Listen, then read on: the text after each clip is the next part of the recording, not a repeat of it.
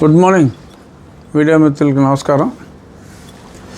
ఈరోజు ఉదయమే మరి సోషల్ మీడియాలో ఫ్లాష్ అయింది.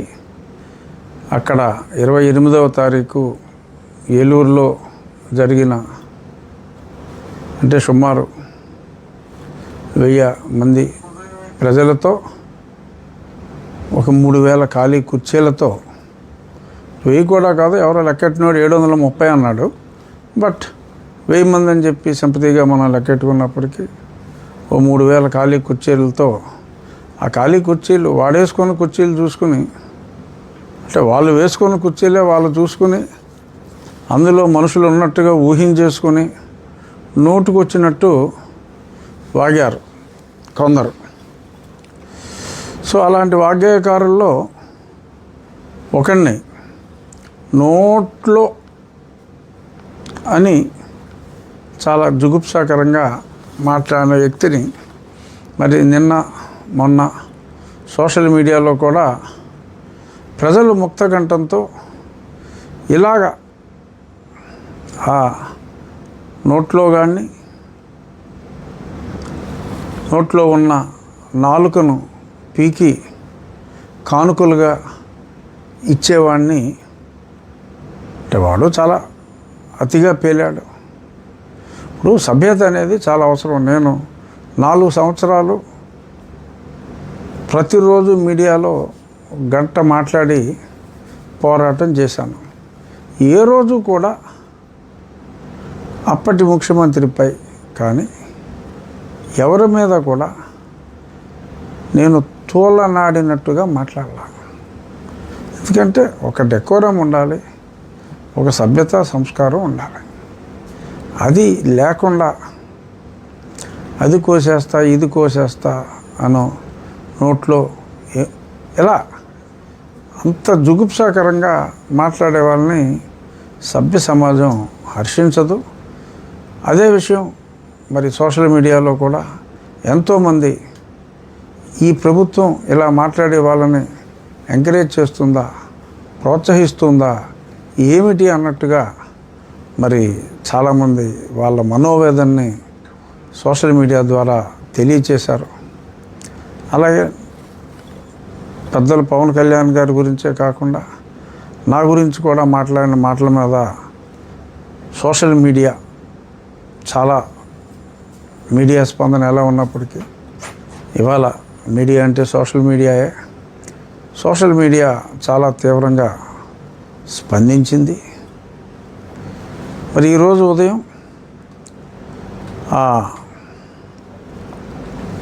ఒక పురాణ పురుషుణ్ణి రావణుణ్ణి ఈరోజు అర్ధరాత్రి సోషల్ మీడియా కథనం ప్రకారం, ఇంకా మెయిన్ మీడియాలో వచ్చిందో లేదో, సోషల్ మీడియా కథనం ప్రకారం 12:30కి అరెస్ట్ చేసినట్టుగా పిఠాపురం పోలీసులో మరి కాకినాడ జిల్లా మరి అక్కడి నుంచి అరెస్ట్ చేసినట్టుగా తెలిసింది. ఖచ్చితంగా ఇది ఎట్టకేలకు ఆహ్వానించదగిన పరిణామం. చాలా సంతోషంగా ఉంది. కనీసం పవన్ కళ్యాణ్ గారి విషయంలో మరి కూటమిలో అతి ముఖ్య నాయకుడు ఆయన, మరి ఆయన్నే అంత దారుణంగా పరిహసిస్తూ ఈ జడకుమారుడు కూడా మరి డిగ్రీ క్వాలిఫికేషనా, మరి అలా అనుకుంటే డబుల్ PhD చేసిన వాళ్ళే ముఖ్యమంత్రులుగా ఉండాలని మరి అతని ఉద్దేశం. అతను ఏదో మేజిస్ట్రేట్ పరీక్ష పాస్ అయ్యాడంట, అందుకని అతనికి డిప్యూటీ సీఎం ఇవ్వాలి. 10వ క్లాస్ చదువుకున్న పవన్ కళ్యాణే డిప్యూటీ సీఎం అవగాలేందని చెప్పి తనకు తను డిక్లేర్ చేసుకుని, సరే అతని ఆశయాలను అతను చెప్పుకుంటే తప్పు లేదు. కానీ అవతల వ్యక్తిని అంత నీచంగా కించపరుస్తూ నా విషయంలో కూడా ఫిజికల్గా రెచ్చగొడుతూ నాలుక కోసి కానుకలు ఇస్తానంటాం. సమాధి రెడీగా ఉంది, ఖబర్దార్ అంటాం.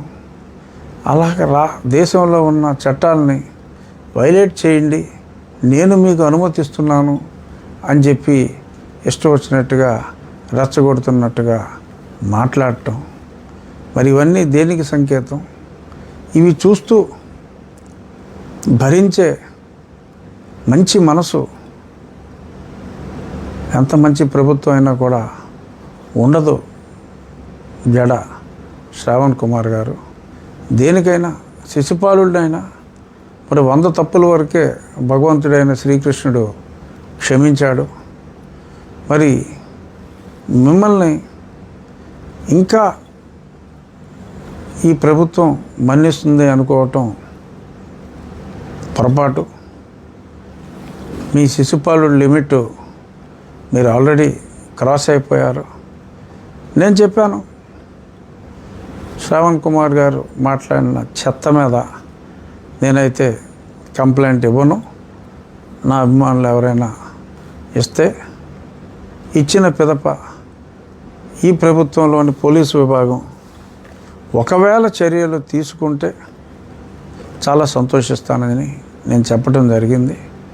నాకున్న సమాచారం మేరకు నా నియోజకవర్గంలోనే కాకుండా సంఘటన ఏలూరులో జరిగింది కాబట్టి ఏలూరులో కూడా ఎవరో అక్కడ కంప్లైంట్ ఇచ్చినట్టుగా ఎఫ్ఐఆర్ అయినట్టుగా నాకు తెలిసింది. నా అభిమాని ఒక అతను నాకు ఫోన్ చేసి ఇలాగ సంఘటన ఇక్కడ జరిగింది కాబట్టి నేను ఇక్కడ కంప్లైంట్ ఇచ్చాను రాజుగారు, ఎఫ్ఐఆర్ అయింది అని చెప్పాడు ఆయన.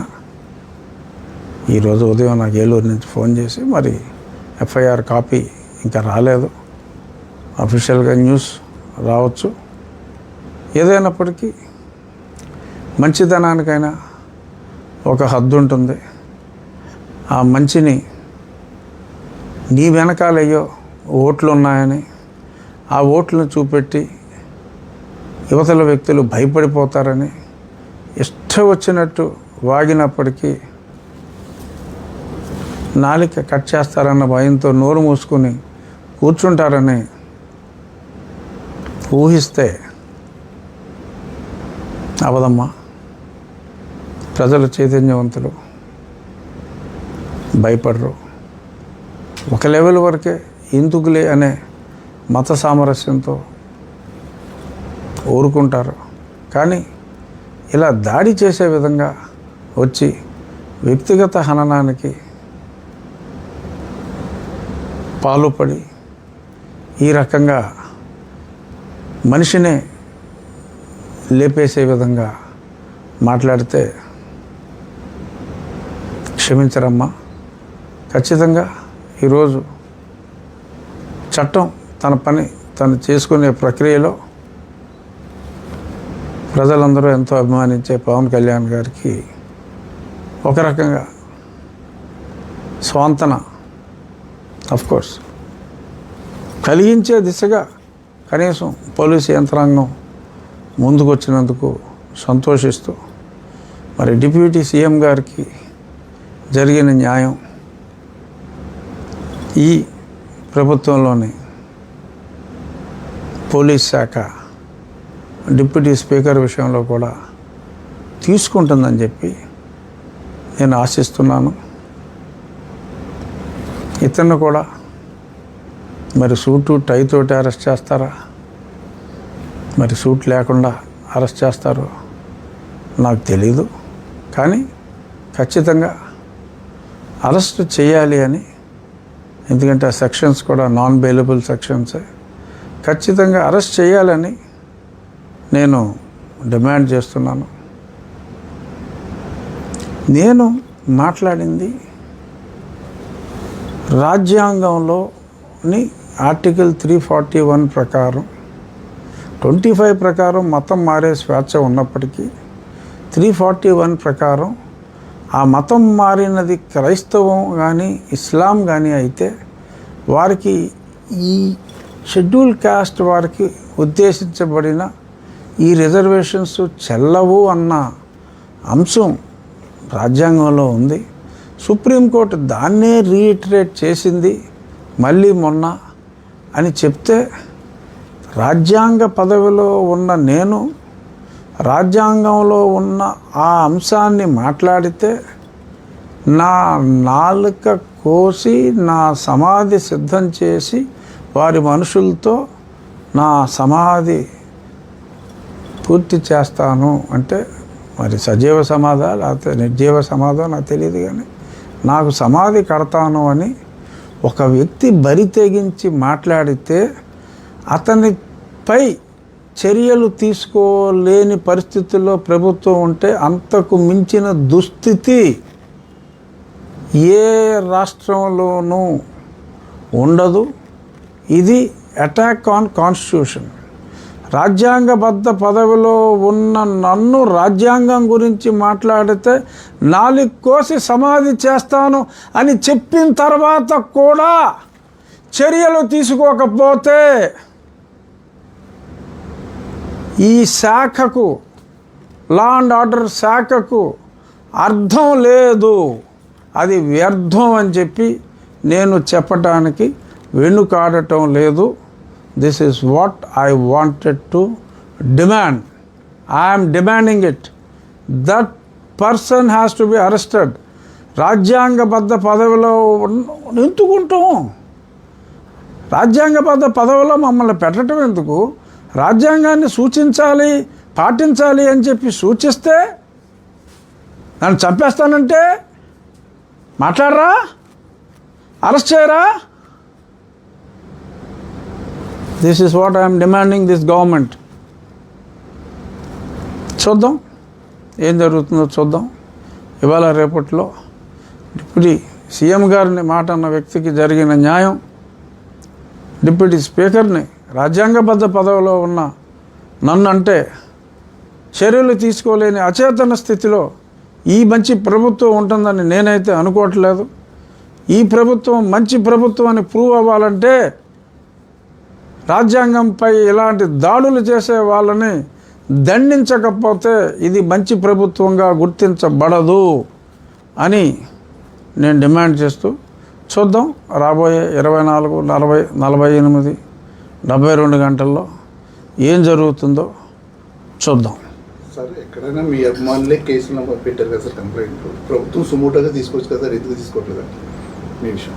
అంటే ఇప్పుడు అభిమానులు కేసు పెట్టిన తర్వాత సుమోటోగా తీసుకోవాల్సిన అవసరం కూడా లేదు, దాని మీదే చర్యలు తీసుకోవచ్చు. ఇప్పుడు పవన్ కళ్యాణ్ గారు ఆయనేమి కంప్లైంట్ ఎట్టి పరిస్థితుల్లో ఇచ్చుండ్రు. వారి అభిమానులే, జన సైనికులు ఆగ్రహంతో ఊగిపోతున్నారు. ప్రభుత్వం ఇమ్మీడియట్గా చర్యలు తీసుకోలేని పక్షంలో లా అండ్ ఆర్డర్ సమస్యలు వస్తాయి. ఇప్పుడు ప్రభుత్వం ఆ రావణ్ అన్న వ్యక్తిని అరెస్ట్ చేసి ఉండకపోతే ఏమో పవన్ కళ్యాణ్ గారి అభిమానులు ఆ రావణ్ అనే వ్యక్తి ఏం చేసి ఉండేవారు తెలీదు. శాంతి భద్రతలు అదుపులో ఉండాలంటే ఇలాగ అశాంతిని ప్రోత్సహించే వాళ్ళని ఇమీడియట్గా చట్టం తన పరిధిలో యాక్ట్ చేసి అరెస్ట్ చేసి తగు చర్యలు తీసుకోవాలి. డెఫినెట్గా ఇప్పుడు రేపొద్దున పవన్ కళ్యాణ్ గారికి నాకు ఉన్నారుగా అభిమానులు. ఇదే శ్రవణ్ కుమార్ పవన్ కళ్యాణ్ గారిని కూడా తిట్టాడుగా, అరే 10వ క్లాస్ చదువుకున్నావు అది ఇదని చెప్పి నోటుకు వచ్చేటట్టు మాట్లాడాడు కదా, నన్ను అంతకంటే దారుణంగా మాట్లాడాడు కదా. నాకు ఉన్నారు, కనీసం కోటి సంఖ్యలో ఉన్నారు నన్ను అభిమానించేవారు. వీళ్ళు రేపొద్దున్న అతను బజార్లోకి వస్తే ఏమైనా చేస్తే పవన్ కళ్యాణ్ అభిమానులు కూడా జనసైనికులు కూడా ఎవరు స్పందించట్లేదు సార్ దీన్ని. లేదు, ఇలా స్పందించారు. కళ్యాణ్ గారి అభిమానులు రగిలిపోతున్నారు, సోషల్ మీడియాలో స్పందించారు, రగిలిపోతున్నారు. ఎందుకంటే ఒక జన సైనికులే కాదు, ఒక హీరోగా పవన్ కళ్యాణ్ గారిని అభిమానించే వాళ్ళు కోట్లలో ఉన్నారు దేశంలో. వాళ్ళందరూ కూడా ఈ రాష్ట్రంలోనే కాదు, పక్క రాష్ట్రాల్లోనే కాదు, ఎక్కడెక్కడ ఉన్నారు ఆయన అభిమానించే వాళ్ళు. దారుణం, ఇలాగా ఇంత దారుణంగా మాట్లాడటం అనేది ఒక దారుణం అయితే దాన్ని సహిస్తే అది ఆ దారుణానికి మించిన దారుణం అవుతుంది. కాబట్టి ఈ ప్రభుత్వం ఎట్టి పరిస్థితుల్లోనూ ఇటువంటివి సహించవు అని చెప్పి నేను అనుకుంటున్నా. ఇదొక హెచ్చరిక కావాలి. మరి నిన్నే సస్పెన్షన్లో ఉండగానే ఒక అధికారి కథ సమాప్తం అయింది. అతని భార్య కూడా మరి అతని మీద కంప్లైంట్ ఇవ్వటం జరిగింది. మరి ఇప్పుడు అతను మరి ఇవాళ రేపు ఏదో మరి సన్మానాలు చేయించుకుని ఏదో ప్రజా జీవితంలోకి వస్తానని చెప్పి ఏదో సోషల్ మీడియాలో చూసాం. రావచ్చు, ఎవడైనా రావచ్చు ప్రజా జీవితంలోకి. ఇది కొంచెం కంట్రోల్లో ఉంచుకోవాలి. మరి ఆ కంట్రోల్లో ఉంచుకోనప్పుడు మరి ప్రజలు కంట్రోల్ తప్పే అవకాశం ఉంటుంది. మరి ప్రజలు కంట్రోల్ తప్పే అవకాశం లేకుండా ప్రభుత్వమే చర్యలు తీసుకోవాల్సిన బాధ్యత తీసుకోవాలి. కాబట్టి ఖచ్చితంగా ఈ అతిగా వాగుడు వాగి ఒక మతాన్ని అడ్డం పెట్టుకునో నోటుకొచ్చినట్టు వాగితే మన వెనకాల నా మతం ఉంది అని ఒక ఉన్మాదంతో నోటి వాచాలత ప్రదర్శించే ఇటువంటి 100 ఓట్లు 150 ఓట్ల నాయకుల్ని ఖచ్చితంగా ప్రజలు తగిన బుద్ధి చెప్తారు. ఈ శాంతి భద్రతల సమస్య రాకుండా ప్రభుత్వమే వీళ్ళందరి మీద వాచాలత అతి వాచాలత ప్రదర్శించే ఇటువంటి వారందరి మీద కూడా చర్యలు తీసుకోవాలని చెప్పి చేతులు ముడుచుకుని ఎవరో కూర్చోలేదు. వ్యక్తిగతంగా అభిమానించేవారు అందరికీ ఉంటారు. దయచేసి వాళ్ళ మనోభావాలని కెలకొద్దు. ప్రభుత్వం ఏదో మంచిది కదా అని చెప్పి అలుసు తీసుకుంటే అదే ప్రభుత్వం ఏం చేసిందో ఇవాళ తెల్లవారుజామున ఒక టీజర్ చూశారు. మరి సినిమా రిలీజ్ అయ్యేలోపు ఒళ్ళు దగ్గర పెట్టుకుని ఉండాలని, అతి వాచాలత వద్దు అని ఖచ్చితంగా రాజ్యాంగబద్ధంగా పార్లమెంటులో ఆ చట్టం అమలయ్యేదాకా ఎవరైనా మతం మారిన వారికి రిజర్వేషన్లు వర్తించవు. స్పష్టంగా మాట్లాడుతున్నా. నాలికతో స్పష్టంగా మళ్ళీ పదే అదే మాట చెప్తున్నా. ఓకే, ఇప్పుడు నిన్నటి వరకు మీరు రాజ్యాంగ పదవిలో ఉన్నారు, ప్రభుత్వం ఇప్పుడు ఉన్నాను కదా. ఇప్పుడు ఉన్నారు సార్. అతను సునీల్ కుమార్ గారు నిన్నటి వరకు గవర్నమెంట్ లోనే ఉన్నారు కాబట్టి గవర్నమెంట్ లో ఉన్నాడు కానీ సస్పెండ్ అయ్యారు కదా. సస్పెండ్ అయ్యారు, యాక్షన్ తీసుకోలేదు. ఇవాళతో ఆయన నిన్న సాయంత్రంతో ఆయన కామన్ మ్యాన్. మరి ఇప్పుడు నిన్నటి వరకు ప్రభుత్వం కొంచెం ఆయన సస్పెండ్ చేసిన పోలీస్ అధికారిని గౌరవం ఇచ్చిన సందర్భంలో ఆయన అరెస్ట్ చేసి ఉండకపోవచ్చు. ఇక్కడ నుంచి మీ మీద కానీ గవర్నమెంట్ మీద కానీ చేసిన దాని మీద అతని మీద యాక్షన్ ఏమైనా ఉంటుంది అంటారా? ఏమన్నా మీరు ఖచ్చితంగా ఆశిస్తున్నా. నేను మొన్న కూడా చెప్పాను, నాకు ఖచ్చితంగా న్యాయం జరుగుతుంది. ఆలస్యమైనప్పటికీ ఈ ప్రభుత్వంలో నాకు న్యాయం జరుగుతుందని చెప్పాను. రేపు 3వ తారీఖు అంటే ఎల్లుండు 3వ తారీఖు ఇదే ఆఖరి నో మోర్ వాయిదా. ఏదో ఏ లాయర్ వస్తానని చెప్పినా ఇంకా మళ్ళీ వాయిదా లేదని చెప్పి న్యాయమూర్తి గారు చెప్పడం జరిగింది. ఖచ్చితంగా ఆ రోజు నాకు న్యాయం జరుగుతుందని అతను అరెస్ట్ అవుతాడు. సునీల్ కుమార్ నాయక్, జూనియర్ సునీల్. అతను అరెస్ట్ అయిన తర్వాత ఖచ్చితంగా మాజీ అయిన నేరాలు ఇన్వెస్టిగేషన్లు కంటిన్యూ అవుతున్న మాజీ అయిన ఆ వ్యక్తి మీద కూడా ఖచ్చితంగా అరెస్ట్ ఉంటుంది అనే నేను భావిస్తున్నా. చూద్దాం. ప్రస్తుతం ఈ ఇష్యూ ఏలూరు ఇష్యూ హాట్గా ఉంది కాబట్టి అయిపోయిన పరో సంగతి తర్వాత చూద్దాం. దీని సంగతి చూద్దాం కూడా. ఓకే.